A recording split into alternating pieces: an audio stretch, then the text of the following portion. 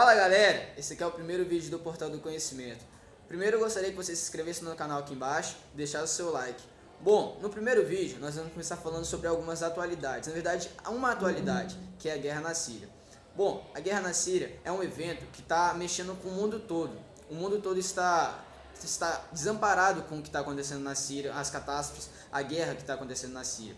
Mas antes da gente falar do atual momento da Síria, nós vamos falar um pouco sobre os seus governantes, sobre como é a história da Síria da década de 60 até os dias atuais. A Síria na década de 60, ela era governada por um homem chamado Nureddin Atassi. Nureddin Atassi tinha um ministro da defesa chamado Hafez al-Assad, que também era general. Hafez al-Assad, em 70, aplicou um golpe em Nureddin Atassi, um golpe de Estado, e assumiu o poder da Síria.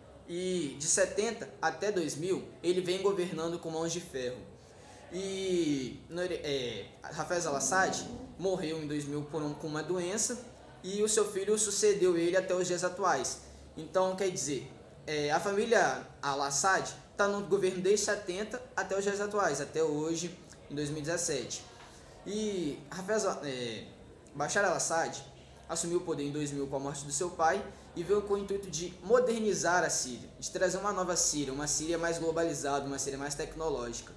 E os índices econômicos de 2000 a 2009, de certa forma, ele conseguiu conter, que foi a inflação. A inflação da Síria se encontrou em 4,4% de 2000 a 2009. Então, de certa forma, estavam conseguindo designar a economia da Síria. No entanto, em 2009 adiante, vários escândalos acabaram prejudicando o seu mandato. Acusações de corrupção aconteceram, pessoas foram... O alto índice de desemprego voltou a subir, a inflação voltou a subir também, e isso foi, de certa forma, irritando a população síria, que já não estava tão satisfeita desde 2009 até os dias atuais.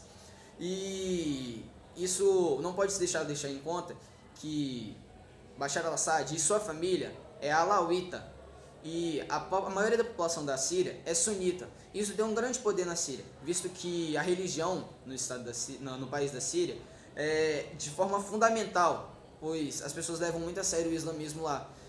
E essa diferença religiosa acabava também trazendo conflitos, porque muitas pessoas dizem que ele favorecia os alauítas e desfavorecia os sunitas ou os xiitas, ou até os católicos.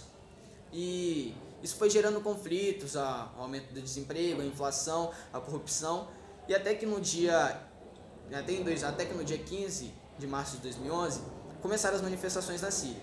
Antes das manifestações começarem, nós já tivemos alguns problemas, como um grupo de estudantes que foi preso por pichar um banheiro de uma escola com ofensas contra Bashar al-Assad. E a população notou naquele momento que não obtinha o direito de se expressar, o direito de ir contra o presidente. E foi a partir daí que vários outros problemas apareceram, vários questionamentos o povo da Síria fez. E no dia 15 de março de 2011, eles fizeram um primeiro protesto, um protesto pacífico. Cerca de 70 mil pessoas apareceram nesse protesto. E eles foram recebidos pelo governo, não de forma também pacífica. A polícia da Síria não deixou o protesto acontecer. Pelo contrário, eles reagiram de forma violenta. Bashar al-Assad deu a condição de tacarem bombas nas pessoas, de atacarem as pessoas, de baterem quem estava fazendo protesto contra o seu governo. E isso causou um grande conflito na Síria, pois depois dessa manifestação, as pessoas notaram que Bashar al-Assad não se importavam com o que elas pensavam. Ele não iria deixar ninguém se opor ao seu governo.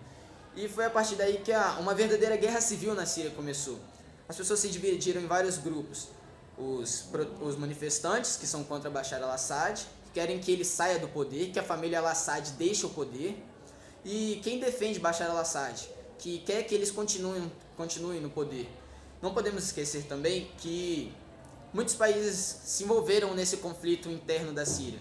Países como os Estados Unidos da América e a Rússia, que são uma das principais potências que se envolveram nesse conflito. Bom, os Estados Unidos, eles se encontram a favor dos manifestantes e contra o Bashar al-Assad, o governo do Bashar al-Assad. Já a Síria é total ao contrário contra os Estados Unidos e contra os manifestantes. ela apoia Bashar al-Assad e quer que ele continue no poder, vem dando força para ele continuar no poder. Então, diante disso, a gente nota que as guerras na Síria não é mais uma guerra civil, uma guerra interna no país. É uma guerra que está contendo países que são desenvolvidos, países que têm uma economia muito alta, países que comandam a economia mundial. Então, já temos que os Estados Unidos tem bancado munições, tem bancado alimentação, tem enviado tropas para a Síria, e a Rússia, do mesmo modo, tem ajudado o governo de Bashar al-Assad.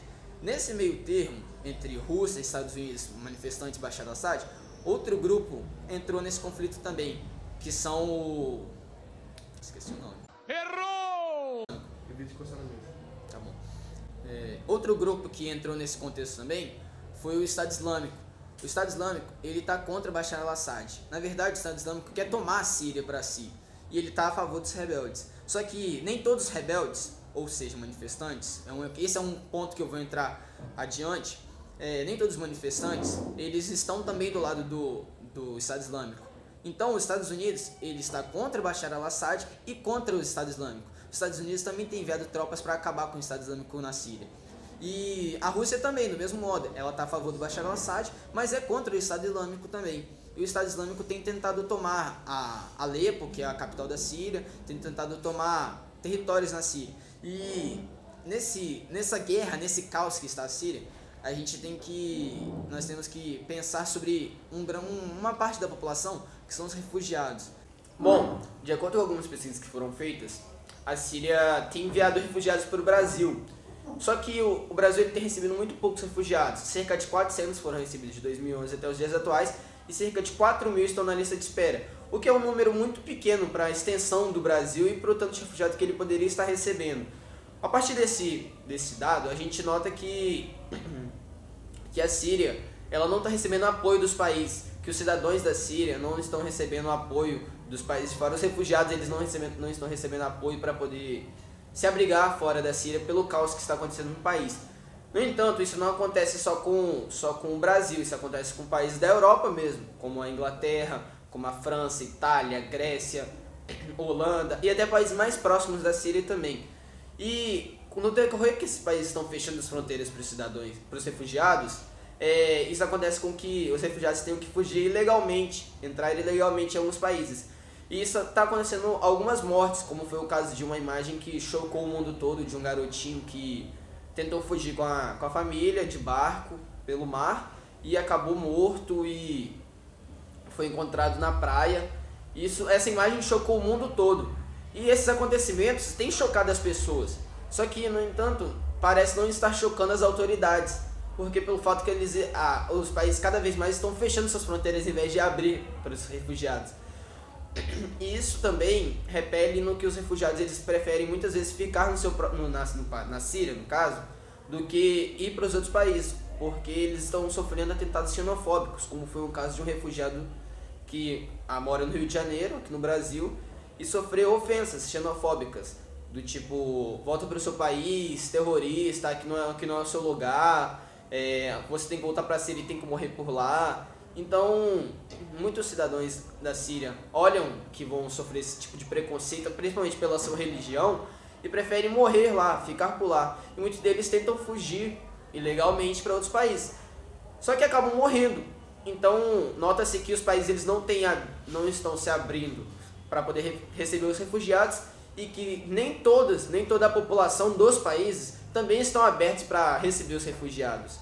Logo, a partir disso, nota que as organizações, a organização como a ONU, outras organizações que cuidam de todo o bem-estar do mundo, o bem-estar social do mundo, precisam tomar atitudes mais fortes, precisam fazer mais reuniões, fazer com que os países aceitem as pessoas da Síria, fazer com que os países aceitem que os sírios têm que ir para lá, pelo menos nesse instante, enquanto a guerra está durando, e ajudem os refugiados, ajudem de certa forma abrindo os portos ou até ajudando dentro da guerra, levando alimentos, mantimentos.